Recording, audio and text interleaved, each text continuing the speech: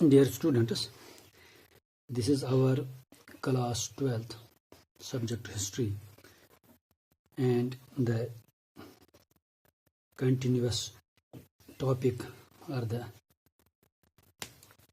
theme is sixth topic is the growth of Sufism. Before this we have discussed the term the Sufis.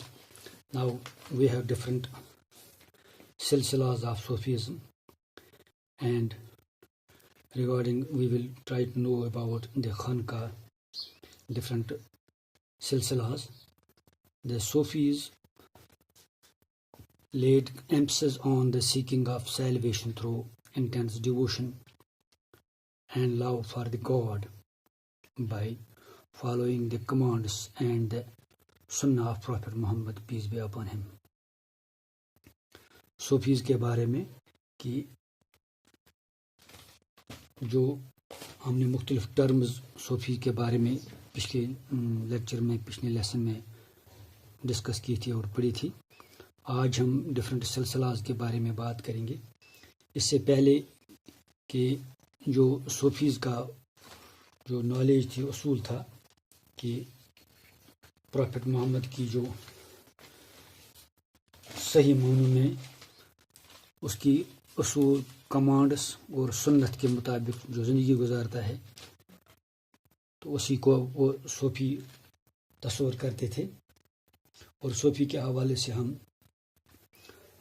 Different जो खानका and सिलसिला की बात करेंगे। पहले हम देखते हैं खानका क्या होता है। खानका वो जगह थी जहाँ पर ये शेख रहा करते थे। Sheikh was the teaching master, पीर और मुर्शिद, जिसके अराउंड उसके जो डिसाइपल्स थे, जो उसके फॉलोअर्स थे, वो जमा होते थे। उसका जो लेक्चर, उसकी जो टीचिंग्स वहाँ हासिल करते थे, स्पिरिचुअल गाइडेंस उससे लेते थे। फिर वो सिलसिला एक्सेप्ट करते थे और अपनी ज़िंदगी उन्हीं उसूलों और उन्हीं आदर्शों के मुताबिक गुजारते थे। तो इस तरह वो आहिस्ता आहिस्ता वो खानका भी डेवलप होते थे और वो सिलसिला भी अब जो शेख के साथ वो अब आगे बात करेंगे इस सिलसिले के बारे में। तो इस तरह खानका डेवलप होती है। इस तरह की फॉर एग्जांपल 11वीं सेंचुरी की बात करेंगे हम, तो सूफीज़ जो है उन्होंने ऑर्गेनाइज की थी communities around the peers, around the sheikh. Sheikh is known as the teaching master or the peer. Sheikh used to enroll his disciples, his murids, and appoint them as the successors or the khalifa. He also established the rules for the spiritual conduct between the layperson, murid and master. वो उसूल मुरतब करते थे कि आम इंसान के क्या उसूल हो सकते थे। फिर उसके बाद दूसरा जो मुरीद होता था उसके क्या अख्तियारात हैं, उसके क्या उसूल हैं, मुरीद कौन हो सकता है, फिर उस्ताद कौन हो सकता है, शेख कौन हो सकता है। यानी उसके लिए एक बाज़ाब्ता तौर एक उसूल मुरतब थे। तो शेख के लिए क्या उसूल थे, शेख को क्या रिगार्ड था और मुरीद को क्या रिगार्ड था, उसके लिए क्या उसूल थे। तो वो आम इंसान के साथ रहा। फिर उसी के बाद हम बात करेंगे सिलसिला की। जो सिलसिला होता है, सिलसिला जो है, लेकिन द वर्ड सिलसिला लिटरली मीन्स द चैन और the link between the Sheikh and the मुरीद। यानी सिलसिला वो होता है जो एक लिंक है, एक चैन है, एक कनेक्टिविटी है बिटवीन द मुरीद एंड द शेख। यानी उस्ताद और शागिर्द के दरमियान जो रिश्ता होता है, जो कनेक्टिविटी होती है, जो एहतराम और मुकाम होता है, तो वो उसको बरकरार रखते हुए तो ये सिलसिला चलता था। तो spiritual the special rituals were taken as an oath of allegiance. For example Sheikh के लिए जब वो अपने मुरीद के लिए एक उसूल ये थे, for example he should in order to became the मुरीद ही शुड वोर ए पैचड गारमेंट। नंबर 1, अगर एक मुरीद के लिए सबसे पहले कुछ उसूल थे कि वो ये मुरीद कहलाता था जो पायबंद वाले ड्रेस कपड़े लगाता था। दूसरा शेव दियर हेयर, उसके बहुत कम बाल रखने थे, बल्कि न होने के बराबर बाल होते थे उसके मुरीद के। تاکہ وہ زیادہ بال نہیں رکھتا تھا، اس طرح لگتا تھا کہ وہ مرید بننے کے قابل ہے۔ دوسری بات یہ ہے کہ ہم اس طرح درگاہ بھی ڈیولپ ہوئے ہیں آہستہ آہستہ، جو شیخ کے بعد جو فار ایگزامپل جو شیخ گزرتا تھا after his death his tomb was constructed by the rulers, by the followers, and the his tomb was known as the Dargah, and the meaning are also in Persian terminology, Persian meaning the court, and that was termed as the center of devotion for his followers, and they encouraged the practice of pilgrimage اور تو زیارت۔ پھر آہستہ آہستہ لوگ جو صوفی کی وہ زیارت کرتے تھے، وہ اسی درگاہ کی جہاں پر وہ دفن ہوتے تھے، لوگ اس کے فالوورس اس کی زیارت کے لیے آتے تھے، اس کے مقبرے پہ آتے تھے، اسپریچول گائیڈ تصور کرتے تھے، اور وہ شیخ ہی نہیں بلکہ دے ریویوڈ ہم ایز دا ولی، وہ اس کو خدا کا دوست مانتے تھے، اس خدا کے دوست کے سب حوالے سے اس کو اسپریچول گائیڈ بھی مانتے تھے۔ ایک اور بات ہے خانقاہ کے بعد آؤٹ سائڈ دا خانقاہ۔ اب ایک خانقاہ جو جہاں پر وہ دفن ہوتے تھے، جن کے وہاں ٹامب ہوتی تھے، ان کے جو سلسلہ کے حوالے سے، باقی جو اس سلسلے کے باہر جو آدمی تھا، جو اس خانقاہ کے آؤٹ سائڈ تھا، جس نے ایکسیپٹ رولز اینڈ ریگولیشنز شیخ کے نہیں کیے تھے، اس کو ہم آؤٹ سائڈ دا خانقاہ کہتے تھے۔ آؤٹ سائڈ خانقاہ means those who remained outside the Khanqah, ignored rituals were known by the different names.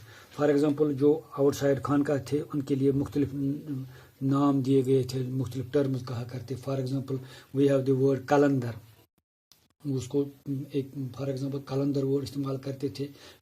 کلندر اس کے لیے استعمال ہوتا تھا جو خانقاہ کے باہر اپنے آپ کو تصور کرتا تھا، جو ریچولز اور جو اصول جو خانقاہ کے لیے مرتب تھے اس سے اگنور کر کے خانقاہ کے باہر اپنی زندگی گزارتا تھا، شیخ کے اصول کے باہر کام کرتا تھا یا ان کے بغیر۔ فار ایگزامپل دوسرا تھا مداری، تیسرا تھا ملنگ، چوتھا تھا حیدری، یعنی یہ ایسے لوگ تھے جو خانقاہ کے باہر تھے، ان کو دے ویر ٹرمڈ ایز دا بے شریعت۔ جو ودن دے خانقاہ لوگ مرید تھے ان کو کہتے تھے وہ باشریعت، یعنی وہ شریعت کے ماننے والے تھے، جو خانقاہ کے ودن دے خانقاہ کام کرتے تھے as disciples, as the followers of the شیخ، ان کو باشریعت مرید مانتے تھے۔ جو خانقاہ کے باہر لوگ تھے ان کے بے شریعت تصور کرتے تھے۔ Now we will take the چشتیز and the sub continent. اب دیکھتے ہیں چشتی سلسلہ کہاں سے ہوتا ہے۔ فار ایگزامپل ہم نے چشتیز کے بارے میں سلسلے کے بارے میں یہ کہا کہ سلسلہ وہی ہے جو ایک چین ہے، جو ایک کنیکٹیوٹی ہے، جو ایک لنک ہے between the Sheikh and the مرید۔ اب چشتیز کے حوالے سے یہ کہا جا رہا ہے کہ جو سب سے جو گروپس میں چشتی گروپ جو تھا، that was known as the influential the group of migrants who have migrated from Central Asia or from abroad, and the Sufis among the migrant Sufis among the migrant people, the Chasti سلسلہ جو تھا، جو Chishti followers تھے وہ سب سے influential مانے جاتے تھے، کیونکہ ان میں ایک خوبی یہ تھی they have adopted the local environment or adopted the Indian features of devotion۔ جس طرح انہوں نے جو ہندوستان میں انہوں نے قدم رکھا، پھر انہوں نے ہندوستان کی جو پرمپرا تھے، جو ہندوستان کے جو اصول تھے، ہندوستان کے جو ماحول تھا، اس کو 100% ایکسیپٹ کیا، لہٰذا وہ ہندوستان میں گھل مل گئے، لہٰذا یہ ان کی سب سے خوبی تھی۔ ایک بات اور ہے کہ انہوں نے جو لوگ اسپیشلی 4ویں صدی میں انہوں نے ایک ریور یمنا کے کنارے پر گیاس پور جو جگہ تھی دہلی میں، وہاں پر ایک زیارت کنسٹرکٹ کی تھی اس کے نام پہ، شیخ نظام الدین اولیاء، جو آج بھی موجود ہے، وہاں پر تعمیر کی گئی تھی۔ وہ دہلی میں آج بھی ہے، ریور یمنا کے کنارے پر، اس وقت اس کا نام تھا گیاس الدین پور۔ تو آج وہاں پر شیخ نظام الدین اولیاء جو بستی ہے اس کو تعمیر کیا گیا تھا۔ تو اس طرح جو سب سے پہلے چشتی سلسلے کی جو وہاں پر زیارت، یہ جو درگاہ تعمیر ہوئی تھی، اس کو ہم شیخ نظام الدین اولیاء کے نام پہ آج بھی مانتے ہیں۔ وہاں پر ایک اوپن لنگر ہوا کرتا تھا، اوپن کچن جس کو مانتے تھے، لہذا اس کے بارے میں ایک امپورٹنٹ واقعہ یہ ہے کہ جب منگولز نے ہندوستان پہ حملے کے بارے میں سوچا تو لوگ وداؤٹ کنسیڈرنگ دے کوئی ہندو ہے، کوئی مسلم ہے، کوئی غریب ہے، کوئی امیر ہے، انہوں نے اس درگاہ میں پناہ لی کیونکہ وہاں لنگر اویلیبل تھا. تو شیخ نظام الدین جو تھے وہ خود انہوں نے ان کی سروس کی. That is interesting point.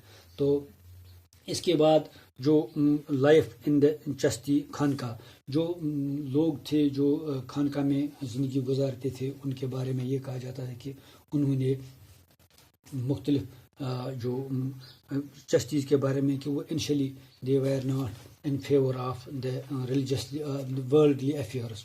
وہ پہلے دنیاوی معاملات میں زیادہ حصہ نہیں لیتے تھے.